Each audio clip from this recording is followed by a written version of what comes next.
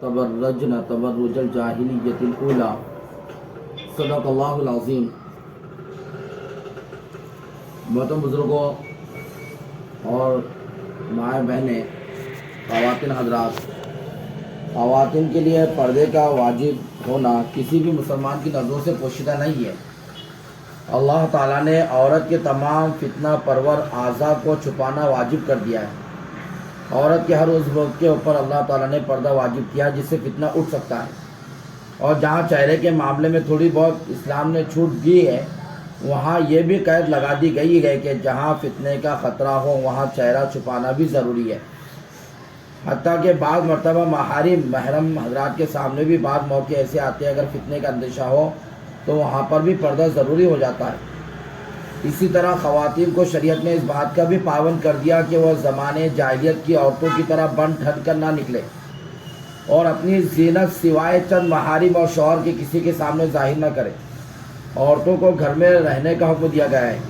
بن سور کے باہر نکلنے سے، بلا ضرورت بن سور کر باہر نکلنے سے سختی سے منع کیا گیا ہے۔ یہ بات کسی سے ڈھکی چھپی نہیں کہ عورت کا اپنی زینت ظاہر کرنا مردوں کے لیے بڑے فتنے کا سبب ہوتا ہے۔ اچھے مرد عورتوں کی خوبصورتی، ان کے بناؤ سنگار، ان کے میک اپ وغیرہ سے فتنے میں پڑ جاتے ہیں۔ عورت کے بن ٹھن کر نکلنے، غیر مردوں سے اختلاط اور ملاقات سے بے راہ روی، اخلاقی گراوٹ اور قلت حیا اور عفت تک کی بربادی کے فتنے اٹھتے ہیں۔ جیسا کہ تمام معاشرے کے چلن میں ہماری اس بات کی دلیل موجود ہے کہ جتنا فیشن آج عام ہوتے جا رہا ہے، اتنے زیادہ ہی مردوں کی نگاہیں خراب اور عورتوں کے اندر کی حرکتیں اور حیائیں ختم ہوتی جا رہی ہے۔ عورتوں کے کردار پر اب داغ لگ چکا ہے۔ اللہ کے نبی صلی اللہ علیہ وسلم نے فرمایا، میرے زمانے کے بعد مردوں کے لیے خواتین سے زیادہ مضر فتنہ کوئی نہیں ہوگا۔ اللہ کے رسول کے دنیا سے جانے کے بعد سب سے بڑا فتنہ کوئی رہے گا تو وہ عورتوں کا فتنہ ہوگا۔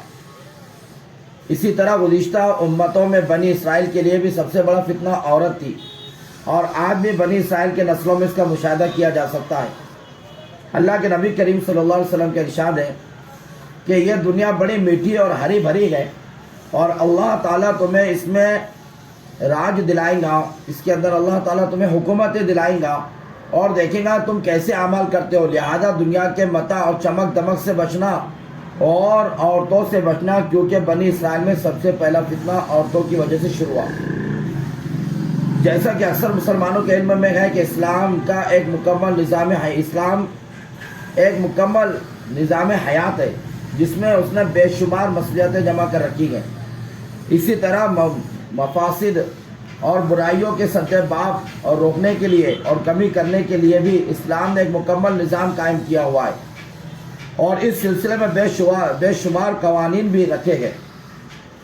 دین اسلام کا انداز یہ ہے کہ وہ فتنے کی نشاندہی وقت سے پہلے کر کے اس کے ختم کرنے کے لیے، اس کو روکنے کے لیے قوانین بناتا ہے، اور کچھ پابندیاں ایسی لاگو کرتا ہے کہ اس فتنے کی موجودگی میں اسلامی قوانین کا پاس رکھنے والے لوگ حتی الامکان اس سے بچ سکے۔ اس لیے اسلام نے عورتوں کے حسن اور ان کے وجود کو جہاں اس کائنات کا رنگ قرار دیا تو وہیں اس کو انسانوں کے لیے فتنہ بھی قرار دیا ہے۔ اسی لیے خواتین کے لیے بہت سی پابندیاں لگا دی، جس میں سب سے اہم پابندی گھر سے بلا ضرورت باہر نکلنے اور مردوں سے نرم لہجے میں بات نہ کرنے کی ہے، کہ مردوں سے نرم لہجے میں عورتیں بات نہیں کر سکتی، اور بغیر ضرورت کے اپنے گھر سے نکلنے کے اوپر اسلام نے پابندی لگی۔ جب ضرورت ہو تبھی اپنے گھر سے نکلے۔ بن سور کے نکلنے سے بھی منع کیا گیا کہ یہ زمانے جاہلیت کی عورتوں کی رسم و رواج ہے کہ ان کے اندر ایمان نہ ہونے کی وجہ سے وہ بن سور کے نکلتی تھی۔ اس لیے آج کی مستورات کو خصوصاً اور مرد حضرات کو کہا جاتا ہے کہ جہاں میلے وغیرہ لگے ہو شہر کے اندر اور مرد اور عورتیں کثرت سے وہاں پہ جا رہی ہو، ایسی جگہ پر شریف گھرانے، خصوصاً شریف گھرانے کی مستورات اور شریف گھرانے کے مردوں سے درخواست ہے کہ اپنی عورتوں کو ایسی جگہ پر نہ لے جائے جہاں مردوں کا بھی اختلاط ہو رہا اور مستورات بھی کثرت سے پہنچ رہی۔ ایسی جگہ پر فتنوں کے اٹھنے کا بڑا اندیشہ ہوتا ہے۔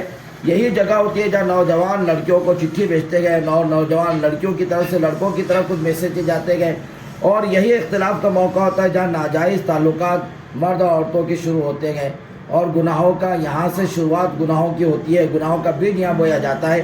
ایسی جگہ میں جانے سے مرد حضرات اپنی مستورات کو روکے اور مستورات بھی گھر میں ہی رہے، ایسے موقع پر بالکل میلے وغیرہ کی طرف قدم نہ بڑھائے۔ اللہ تعالیٰ عمل کرنے کی توفیق عطا فرمائے۔